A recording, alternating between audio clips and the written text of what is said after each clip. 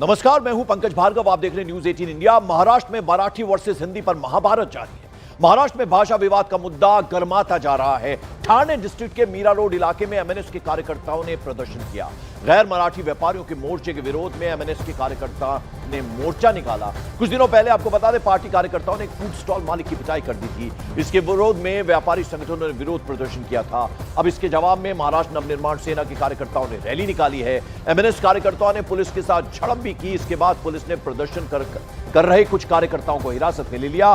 Police ने कहा कि उन्होंने इस रूट पर प्रदर्शन की इजाजत नहीं दी थी। महाराष्ट्र में चल रहे मराठी भाषा विवाद को लेकर राज्य और देश की राजनीति अब और ज्यादा गर्म हो गई। मीरा रोड ठाणे का इलाका आप देखिए, कितनी बड़ी संख्या में महाराष्ट्र नवनिर्माण सेना यानी राज ठाकरे की पार्टी के जो तमाम कार्यकर्ता थे, उन्होंने जबरदस्त तरीके से वहां प्रदर्शन किया। विरोध प्रदर्शन आप देखिए कितनी बड़ी संख्या में ये पहुंचे हैं। पुलिस के साथ उनकी वहां झड़प भी हुई, लेकिन वहां पर काफी सारे कार्यकर्ताओं को पुलिस ने हिरासत में भी लिया है। मोर्चा अभी निकाला गया था सर, क्या उसकी परमिशन दी थी? नहीं, परमिशन नहीं दी थी। परमिशन नहीं देने का भी कारण था कि इस जगह पे जहां हम खड़े हैं, यहाँ पे कुछ दिन पहले एक घटना हुई थी और इस घटना के बारे में अपराध दर्ज है और कानूनी कार्रवाई की जा रही है। तो इसके बारे में यहाँ पे यहाँ से मोर्चा निकालना और यहाँ पे जमाव इकट्ठा होना उचित नहीं था। उस कारण यहाँ से परमिशन नहीं दी गई थी। सर, जहाँ हम बात करें कि ये जो प्रोटेस्ट किया जा रहा है, काफ़ी लोग और भी इकट्ठा हो रहे हैं, ये कहना है एमएनएस का कि और भी लोग इकट्ठा होंगे, तो क्या उसके लिए अभी पुलिस बंदोबस्त, क्या बंदोबस्त किया जाए? नहीं, इधर यहाँ पे अभी और भीड़ नहीं हो रही है। जो डिटेंशन की ज़रूरत थी, टेम्पररी रिस्ट्रेनमेंट की ज़रूरत थी, वो सब कार्रवाई हो गई है और यहाँ पे पुलिस दल सक्रिय है। तो कितने लोगों को डिटेन किया गया? अभी तक 100 लोगों से भी ज़्यादा लोगों को टेम्पररी डिटेंशन में लिया गया है। टेम्परेरी डिटेंशन में लिया गया, ऐसा पुलिस अधिकारी का कहना है। आपको अलग अलग तस्वीरों में हम दिखा रहे हैं किस तरह से महाराष्ट्र नवनिर्माण सेना, चूंकि गैर मराठी जो व्यापारी उन्होंने जबरदस्त प्रदर्शन किया, उसके विरोध में आज एमएनएस के कार्यकर्ता, हालांकि इन्होंने इजाजत नहीं ली थी, परमिशन नहीं ली थी, इसलिए पुलिस ने इनको रोका। झड़प हुई पुलिस के साथ और फिर कई जो कार्यकर्ता हैं वो हिरासत में लिए गए, लेकिन इन्हें छोड़ दिया जाएगा जैसा कि पुलिस अधिकारी कह रहे थे। तो पुलिस ने वहां पर फौरन एक्शन लेते हुए काफी सारे एमएनएस के कार्यकर्ताओं को हिरासत में ले लिया। और एमएनएस के प्रदर्शन पर महाराष्ट्र के सीएम देवेंद्र फडणवीस का बयान सामने आया है। उन्होंने कहा कि एमएनएस ने पुलिस ने प्रदर्शन के लिए परमिशन उन्हें नहीं दी थी, इसीलिए पुलिस को यह एक्शन लेना पड़ गया।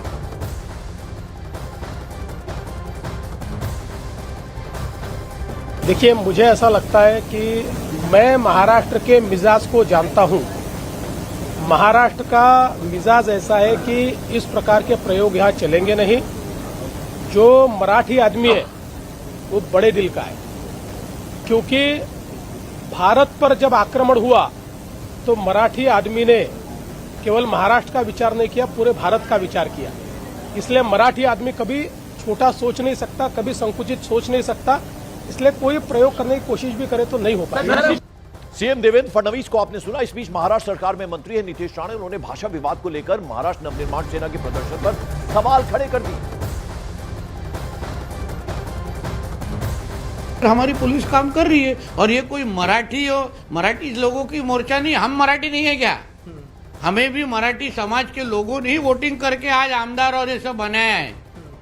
हमारे जो इतने विधायक मुंबई में चुन के आए, सबसे ज्यादा विधायक हमारे चुन के आए भारतीय जनता पार्टी के, उनको वोटिंग भी मराठी लोगों ने ही किया है। तो फिर हम मराठी नहीं है?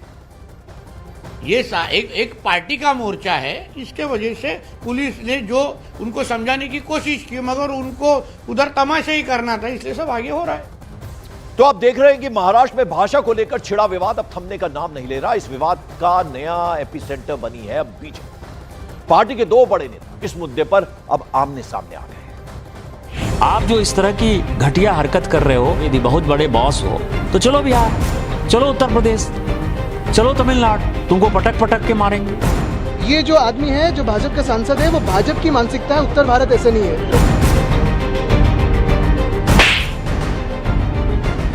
उत्तर भारतीय हो, बिहारी हो, महाराष्ट्र हो, कोई भी हो, हम सब हिंदू है पहले। उनका ना तो हिंदी से प्रेम है ना मराठी से प्रेम है, उनका प्रेम सिर्फ अपने परिवार से है।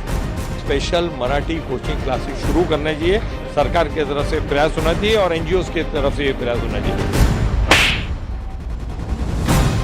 महाराष्ट्र में भाषा विवाद की नई चिंगारी भड़क उठी है, वो भी इस कदर कि बीजेपी के दो बड़े नेता आमने सामने आ गए हैं। आणि मराठी माणसावर त्यांनी केलेली टिप्पणी, निशिकांत दुबे राज ठाकरे को चुनौती दे रहे हैं, तो वहीं महाराष्ट्र सरकार में मंत्री आशीष शेलार ने बिना नाम लिए निशिकांत दुबे को टारगेट किया और कहा मराठियों के ऊपर बोलने का किसी को हक नहीं। अध्यक्ष महोदय, मी त्या सदस्यांचं नाव घेणार नाही, एक खासदार झारखंडचे त्यांनी एक स्टेटमेंट त्या ठिकाणी केलं आणि मराठी माणसावर त्यांनी केलेली टिप्पणी या अध्यक्ष महोदय त्या ठिकाणी आज वर्तमानपत्रामध्ये दूरचित्रवाहिनीमध्ये त्या ठिकाणी फिरते आहे। अध्यक्ष महोदय, मराठी माणसाचे जीडीपी मधलं योगदान हे पूर्ण देश जाणतो। ज्या मराठी माणसाने या जगातला पहिला सिनेमा केला, त्या मराठी माणसाच्या कर्तबगारीवर आणि त्याने दिलेल्या योगदानावर कोणीही प्रश्न विचारू नये, त्या सन्माननीय खासदार किंवा त्या खासदारांनी बिल्कुल विचारू नये। आप जो है लाटसाही कर रहे हो और ऊपर से जो है आप हमारा दोहन करके शोषण करके टैक्स पेयर करते हो। और यदि आप में ज़्यादा हिम्मत है तो आप हिंदी भाषी को मारते हो तो उर्दू भाषी को भी मारो, तमिलियन को भी मारो, आप जो है तेलुगु वाले को भी मारो। आप जो इस तरह की घटिया हरकत कर रहे हो, और मैंने हमेशा कहा है कि जब अपने घर में हो, महाराष्ट्र में हो, यदि बहुत बड़े बॉस हो तो चलो बिहार, चलो उत्तर प्रदेश, चलो तमिलनाडु, तुमको पटक पटक के मारेंगे। ये एनार्की जो है नहीं चलेगी। शिवसेना उद्धव ठाकरे गुट के नेता आदित्य ठाकरे ने बीजेपी पर निशाना साधा। उन्होंने कहा कि ये लड़ाई किसी भाषा के खिलाफ नहीं है, बल्कि बीजेपी की भाषा थोपने की जबरदस्ती के खिलाफ है। आदित्य ने कहा कि महाराष्ट्र की आत्मा में हर भाषा के लिए सम्मान है, लेकिन दबाव और धमकी बर्दाश्त नहीं की जाएगी। ये उत्तर भारतीय नहीं है। ये जो आदमी है, जो भाजपा का सांसद है, वो भाजपा की मानसिकता है। उत्तर भारत ऐसे नहीं है। महाराष्ट्र में बहुत सारे उत्तर भारतीय, दक्षिण भारतीय, सारे पूरे देश से लोग आते हैं, सपना लेके आते हैं। भाजपा का ये प्लेबुक है, तोड़ो फोड़ो राज करो। अगर आप देखें तो हमारी जो लड़ाई थी वो सरकार के खिलाफ थी, किसी भाषा के खिलाफ नहीं थी। हमारी जो लड़ाई थी वो शक्ति के खिलाफ थी, किसी भाषा के खिलाफ नहीं थी। हमारी जो लड़ाई थी वो भाजपा की शक्ति, जो हिंदी की शक्ति थी, उसके खिलाफ थी, किसी भाषा के खिलाफ नहीं। महाराष्ट्र में मंत्री नीतेश राणे ने मराठी भाषा को लेकर हमलों पर चिंता जताई और ठाकरे परिवार को टारगेट किया। वापिस बोल रहा हूँ, कोई भी हमारे इस हिंदू राष्ट्र को तोड़ने का जो कोई कार्यक्रम चालू है, भाषा में वाद लगा के, उसमें कोई भी उनको प्रोत्साहन नहीं देना चाहिए। फिर उत्तर भारतीय हो, बिहारी हो, महाराष्ट्र हो, कोई भी हो, हम सब हिंदू है पहले, और उसके बाद ये सब जाति और ये सब गिना जाता है, भाषा गिना जाता है। वार पलटवार की ये कहानी यही नहीं रुकी। बीजेपी के गौरव वल्लभ ने फिर मोर्चा संभाला और ठाकरे बंधुओं को टारगेट पर ले लिया। उन्होंने कहा कि उनका ना तो हिंदी से प्रेम है और ना ही मराठी से। उनका प्रेम सिर्फ अपने परिवार से है। सिर्फ हिंदी मराठी को लेकर अपने पॉलिटिकल कंपल्शंस की वजह से जो भाई एक हुए हों, उनका ना तो हिंदी से प्रेम है ना मराठी से प्रेम है। उनका प्रेम सिर्फ अपने परिवार से है। उनका प्रेम सिर्फ अपने सेल्फ इंटरेस्ट में है।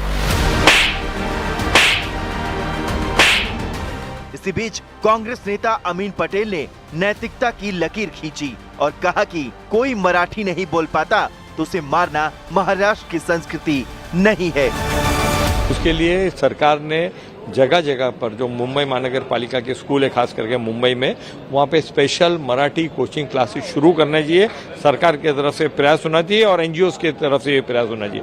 मगर अगर कोई मराठी नहीं बोल पाता है तो उसको मारेंगे या मारना चाहिए, ये हमारे महाराष्ट्र की संस्कृति नहीं है। सवाल है कि भाषा के नाम पर बंटवारे की इस राजनीति का नया रंग क्या होगा, क्योंकि एक बात तो तय है और वो ये कि महाराष्ट्र के राजनीतिक मानसून में ये मुद्दा लगातार पक रहा है।